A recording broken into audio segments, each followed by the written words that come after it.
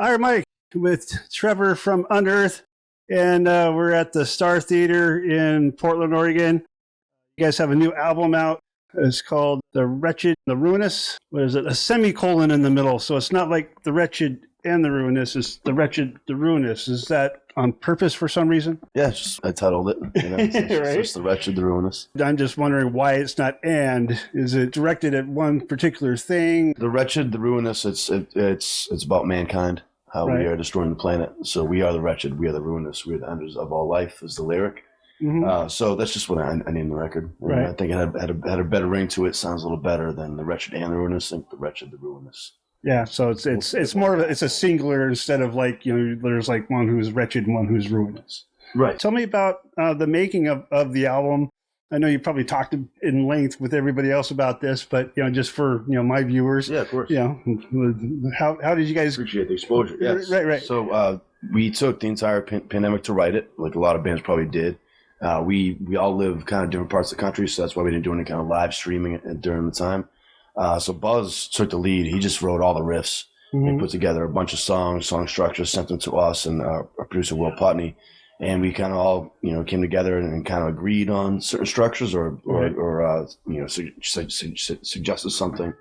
And then once we finally agreed on the song structures, that's when I come in with my vocal patterns and lyrics. So I don't like to start a song until I get the vibe of the song. Right. And so we went to the studio for Pre-Pro 2021 in September, and we were recording by November. And we did much of the record, and then we had a couple of hiccups, a couple of delays, and we had to kind of catch up with our producer's schedule. Mm-hmm. So I didn't finish singing the record until June, even though the bulk of the record was done by December. Right.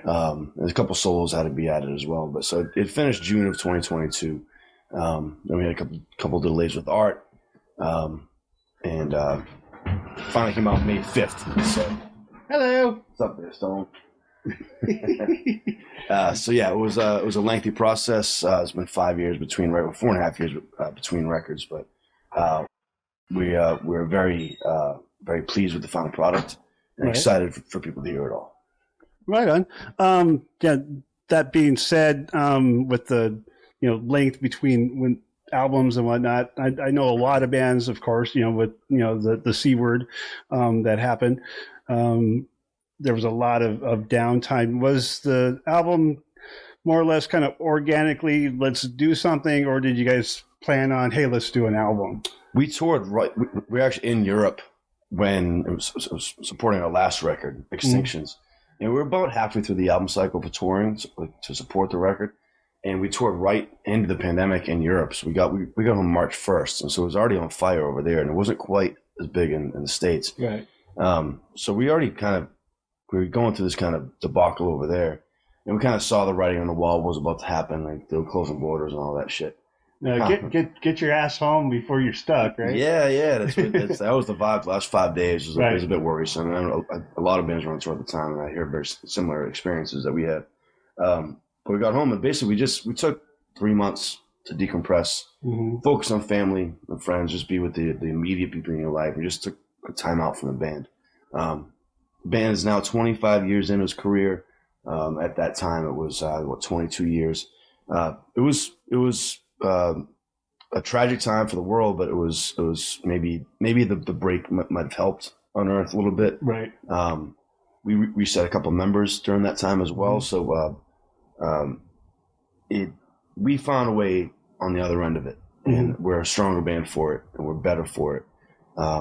So it was a challenging time for everyone, and we found our way out of it, and I'm happy with the songs. Your vocals, if you don't mind me saying, are better now. Been working with a vocal coach? I've been working on and off with Melissa Cross for, I think, better part of 18 years. She helped me a lot in the mid-2000s from helping me to lose my voice on tour. Right. So at the time, I was projecting a little bit improperly. Like, yeah, I'd be great for a certain amount of shows, but I would wear it out real quick. Mm-hmm. And I needed advice how to keep that going. So there's a lot of breathing exercises, warm-ups, warm-downs, hydration, and just projection as well. But as the years have gone on, I've really focused on it and tried to be better. Buzz is getting better as a guitar player and writer. So you gotta keep up with Buzz. I need to as well. It's the truth. Like, if we were in a part-time band and we just want to do it for fun, sure, rest on your laurels and just go out there and bring what you worked on when you were younger. Mm-hmm. But we're both trying to be better musicians and players and performers. And he's one of the best guitar players in the world. I'm not saying that because he's in my band. Yeah, he's awesome. He's so good and such a great writer that he inspired me to be better. So during the pandemic, I built my friend's a contractor. I hired him to come over, but we did it together. We put a wall up in my attic, and I have a little makeshift studio. So I'd sing every night. I have my guitar, a little acoustic, working on it that way, but also have the interface and the mic where I do aggressive vocals too, and just really try to broaden that range and add different flavors vocally. And it does work. Like, it's not just band practice. Band practice is one thing, but when you can do it nightly and really just invest in your craft, it does take it to that next level. And I feel like this record, I made a jump. Last record, I made one too, but this record, I went even further. And I'm excited to see what Buzz and I can do together. And the whole band now, we got Peter Lehman on guitar. He's a great writer and player. Mike Justin back in the band. Chris O'Toole, of course, has been in the band for 10 years. So it's an exciting time right now for us. Right on. And then I imagine doing different things during your performance actually kind of gives that raspy voice of rest too. So, it helps with that. Use different voices for sure, but I'm bringing much higher highs than I've ever brought, and the gutturals there's more personality to them now, and little variations between them all. I'm going lower than I've ever gone before as well. And really try to strengthen the mids and add some different variations of cleans, which I haven't really done much in the past. I've done a little bit. There's been some changes in lineup. You brought back a drummer. Well, Nick Pierce was a drummer for about 10 years. He's from the Pacific Northwest as well. Great drummer, great guy. We parted ways last March. Just some internal issues. Yeah. No hard feelings towards him. He's got some other projects going on. He played in the record. He killed the record. But when parted ways with him, I was talking with Buzz, and it was a little bit of a process. We just kind of worked ourselves through. Like, who do we ask? There's all these talented drummers out there that are looking for gigs, and brought up a couple of guys. This guy could do it. This guy's great. So many guys could probably work out, but what made sense for us as a band was we got to call Mike Justin, because he was in the band 03 to 07 when those are our biggest records. He's a face of the band. People recognize him as being part of Unearth. Right. And he has a performance value on stage that we haven't had since him. We're known to be a live band. We move and we engage the crowd. He does that as well. And so we haven't had that in a long time. And so we called him up. He's been busy with Madball for I think 12, 13 years. Right. He's a drummer. And so there's a sharing situation that we definitely considered. But we called him up and say, are you interested in giving us a shot again? And he was into it. And as soon as we started rehearsing together, like, this feels natural. And as soon as show one hit, we started late July this past summer in Europe for the festival circuit, and it just felt like home again. It's like, man, we missed this guy. And I think we knew we missed him, but I don't think we knew how much we missed him. Yeah. It's like he's from the same area. Yeah, reconnecting with somebody, you don't know until you reconnect, like, wow, this is something that I've needed. Yeah, he's cut from the same stone. He's around the same age as Buzz and I. He's a couple years younger, but he's from the same town as Buzz. I grew up 2 towns away from Buzz, so we're all from the same area. Right, common history. Just north of Boston. Played in all the bands together growing up. Even when we weren't in the same band, we'd play the same VFW halls together. So there's a long history, and so there's that natural camaraderie that's there. And having back's been a total pleasure. Right. The new album, you've described it as a concept album. Is there a story behind it, or is it just like a type of theme through the songs? It's a theme, but it's also kind of a story. So I'm trying to paint a picture of it's the environmental crisis that we're all living in today. Right. But so it talks about the current times, but also kind of projections, I should say, for the future. What we'll go through. So the first half of the record is really, really heavy on the crisis that we've created, and we're not acting fast enough, and we're reaching certain tipping points where it's going to alter life forever, and certain species are going extinct. There's a little bit of the one song on the first half of the record called "Call of Existence." That's the only positive song.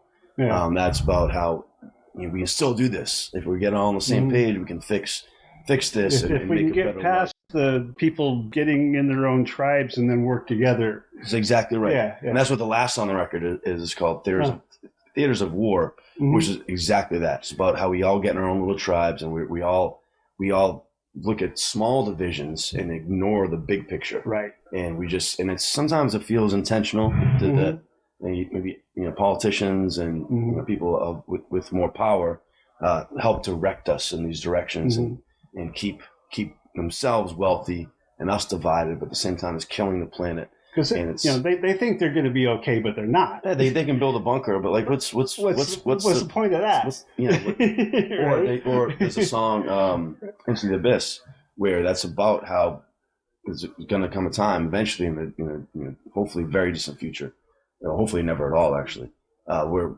mankind will have to leave the planet. That song's about the fortunate get to leave. Right. And there's the lyrics of the billions left behind, like a monstrous hell awaits, because there's going to be billions of people that are going to perish, and it's beyond what we've imagined hell to be. Right. Because it's going to be really bad. If the planet starts to burn, and we have no resources, no water, no food, and we are protective of our own, we're going to be at war with each other, and it's going to be very ugly. Yeah. Well, the places that start first as far as like being uninhabitable, people from there are going to be moving to where they can survive, and the people in those places are going to be pushing back, saying no, don't come here. Right. And, there'll be a huge migrant crisis, which is already starting, and it's going to be really bad. And I'm trying to scream at the top of my lungs that hey, let's wake up. Let's stop this. I hate that word, wake up, but let's right. let's stop this. Let's stop these small divisions. Let's not make this a political issue. Make this a world issue, right? A human issue, other species issue, because we're not the only ones here, right? So for us to just ignore the other animals and just every form of life on the planet needs to be respected and taken care of. Because once we upset the balance too much, then we're not going to have a pleasant time on this planet. And so that's what I'm trying to say. I don't preach it on stage. I'll talk about it in interviews. But I want people to enjoy the concert we're putting on. But I have to put these words on paper. This is our 8th record. I have 2 kids. And that's a big reason for it too. I've always touched on this subject before. Every record I get more and more because it's getting worse and worse. And I have 2 kids. I have to turn the volume up a little bit. I have 2 kids I have to hand the planet off to, and I can't even fathom that they're gonna have to deal with a lot worse than we're dealing with. And there's other stuff to talk about too. There are some really bad things happening with mankind. I'm sure I'll touch on other records. This is the one I was like, all right, I have to make this one a concept record. I started to with the last record, Extinctions, and there were so many other things happening that I fell off the concept record path. Right. So it's almost half a concept and half other things. This one, that's part of what took me so long, was that I got about halfway done and I started to repeat myself. And our producer, Will Putnam, was like, you're starting to repeat yourself or be a bit redundant with the subject matter. And so I had to dig deep, and it took a couple months in the winter just to do a lot of research and get out of my kind of writer's block funk that I found myself in. And then I had to kind of imagine a broader scope. Branch out a little bit. And just see what's going on. So that's why there's a lot there's a couple songs about war, how, our latest single is Dawn of the Militant. And that's basically what I was just saying a minute ago, is when people get desperate, countries get desperate, they're going to want to provide for the people, and they're going to invade a less powerful country, but everyone has allies. Right. So let's say, Russia's in Ukraine, we defend Ukraine, and all of a sudden 2 nuclear powers are head to head, and that could create a world war and a domino effect that's just going to wipe out life as we know it. Not likely all humans will die in a nuclear holocaust, but the vast majority of us will. It's going to make life really difficult. Right. So we need to stop that. We need to stop all this. We're a much more intelligent species than we show. Right. And we advance technology and medicine to a high level, but we stay in this zone of war and consuming our natural resources, even though we know it's destroying the planet and the environment. It's like our baser self is ruining it for like our higher selves in a way. Yeah, and I've been a mediator my whole life. I've recently switched to being mostly vegetarian, not 100%. Mm. Mankind is too dependent on eating meat. Mm. There's other ways to have a healthy lifestyle, and even if we change the meat, a big reason that we have so many emissions is the fact that we consume so many cows. Right. We just have to make a conscious decision to cut down on it and just reduce the amount of cows that we have out there, because the methane they put out does contribute to a large amount of the carbon footprint we have. So you have a video for Into the Abyss, and it's got like some live shots. She's holding up what looks like a picture frame or a mirror, and you guys are doing some live stuff. But then there's this concept thing. Was the concept part of that, or was that like just handed off to a producer? So the producer wrote the treatment for it after I gave him the lyrics. Mm-hmm. So it's that's the song about mankind having to leave Earth. And so instead of it being a full-on sci-fi adventure, green screen, budget constraints, video, we put it. So his idea was to put it in the desert, whereas Earth has become desolate, and the people are in kind of like they're in their own little cult or a little tribe, and they get to go. So people get to leave one by one, and they have to play a game. Yeah, where they're handing the paper out. Right. So then that person gets to leave, and even though that is that girl, the darker hair's mother, as much as the poem at the end. So that's the relationship. Yeah. Okay. So it's like, I'm really sorry, but this is how it is. I have to go, and then that shows her off into orbit. So yeah, I mean, it's meant to make you sad. Right. Like there's gonna be this separation. There is gonna be families split apart. When this eventually happens, if it does, hopefully it does not. I hope it doesn't. But I'm just trying to represent that emotion, just to kind of kickstart people into thinking, yeah, man, shit could get really bad, and billions of families can be separated, and it's meant to bring. It's like a zoom in on just a few people. Yeah. Personalize it for people, give them a human experience, and if they can take something from that, then it's great. If they just want to get in the pit or headbang, and that's cool too. But I have a message that I'm trying to get out there, and Neil Corbin is the producer, and he really did a great job, I think. Right on. Well, cool, man. I know you're hitting Seattle tomorrow night. Is that tomorrow night? Where are you heading off to next? We're on tour this whole month. We get home May 29th, and we're home for 2 weeks, and we fly to Europe for about 2.5 weeks doing the festival circuit there. Then we come home for 2 days, basically to celebrate the 4th of July. Then we go out to Texas, doing just under a week with our friends in Bleeding Through, do some co-headlining shows there. And right now there's a bunch of talks about potential tours later in the summer, early fall. So it's all coming together. The record just came out, but it's really heavily loaded up front. It's almost 4 months straight of touring to get the record, the songs out there. What's the website for the band? Everything we have is Unearth Official. So unearthofficial.com, and any social media you follow, whether it's Instagram, Facebook, Twitter, or TikTok, it's all just at Unearth Official. So there you go, man. Go buy some tickets, come out, see Unearth, and get in the pit and have a good time. For Metal Video, I'm Mike, and this is Trevor. And you kick some ass at those shows. I'll be watching.